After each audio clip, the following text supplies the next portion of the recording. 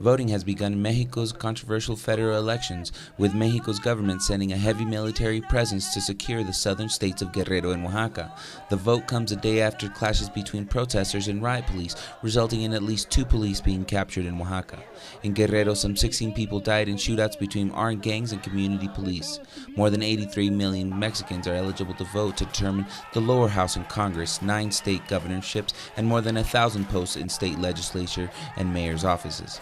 Turnout is expected to be low amid the given call for boycott by groups citing corruption and rampant insecurity in the country. With a struggling public health sector that is not able to provide the necessary subsidized medicines to those who need them, many Peruvians turn to private pharmacies to buy their drugs. However, a study surveying 9,000 pharmacies in Lima shows that at least half of them only sell non-generic medicines that on average cost 160% more.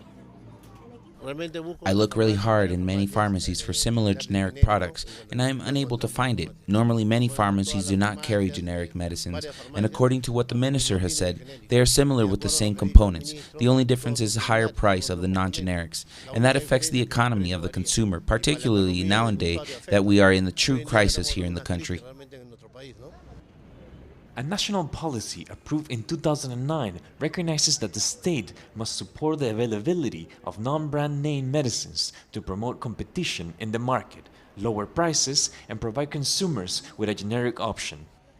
However, such mandate is not implemented for private pharmacies. This market moves based on supply and demand. There are no obligations. The private market offers medicine that will be best for them. In other words, the most lucrative. Those interests do not fit with the public interest. Therefore, it's a problem, and for that reason, we see gaps, especially with the issue of prices.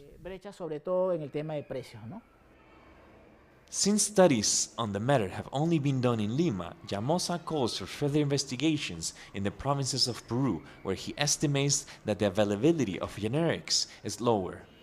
He explains that if that is the case, then the large percentage of poor Peruvians who live outside of Lima are having to pay unaffordable prices or going by without the medicines they need. Rael Mora, Telesur, Lima. Despite the appreciation of the US dollar and low international price of oil, the amount of foreign investment in Ecuador has increased in the past year.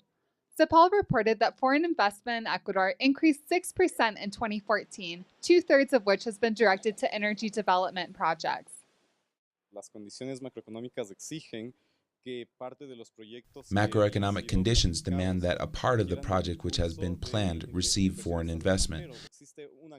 There's a variety of projects that are also waiting to receive this foreign investment so that it can be completed, and this is due to the financial situation which exists in Ecuador and in the world as a whole.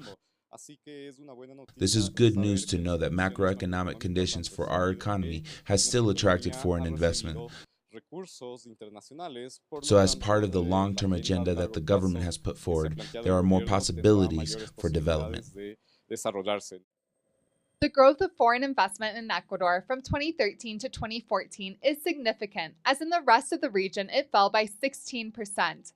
The state oil company Petroamazonas has signed contracts with the Angolan Sonangol and other foreign companies. It is expected that in the next 5 years they will invest $2.1 billion. Possibilities for investment in natural resources, the food industry, as well as agriculture are key draws for foreign investors looking to break into the national market. There are people that are investing in the agricultural export sector. I'm referring to investment in agricultural goods. Ecuador's flowers are sought after in Europe and the United States.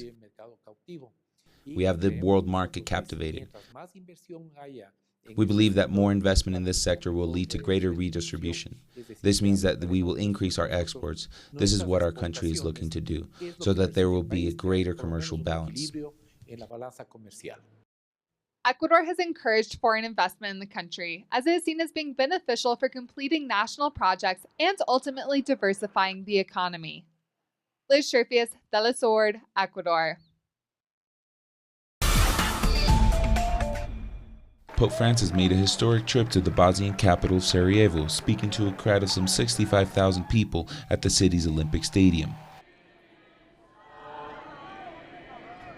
The pontiff lamented the atmosphere of war in the world, but cited Sarajevo as an example of peaceful coexistence between cultures and religion.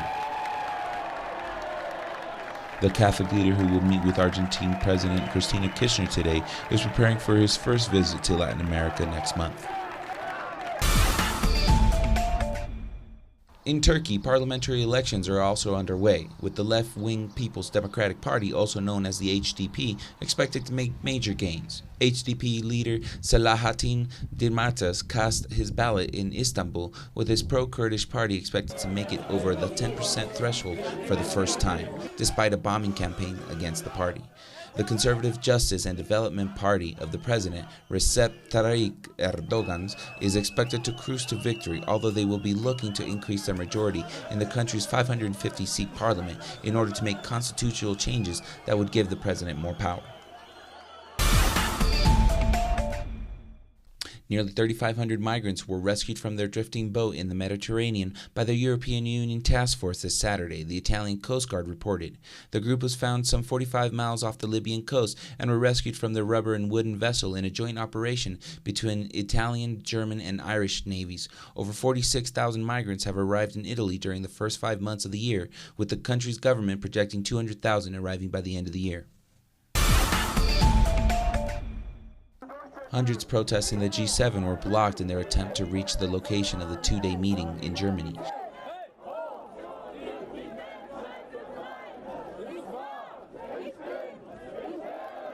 Some 17,000 police and defense are ensuring that a 16-kilometer security perimeter around the luxury Bavarian hotel, the site of the meeting.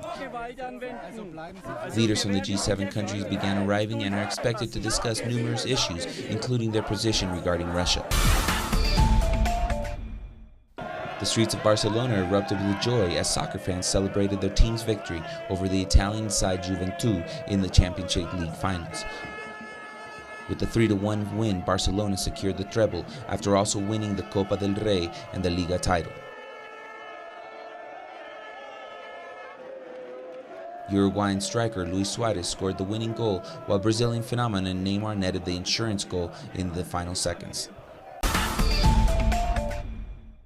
Facts that have marked the course of history. Productions designed in the English language and made for the English-speaking world. This is Documentary. Watch it on telesur.net/English. Telesur, wherever the news, you'll be there.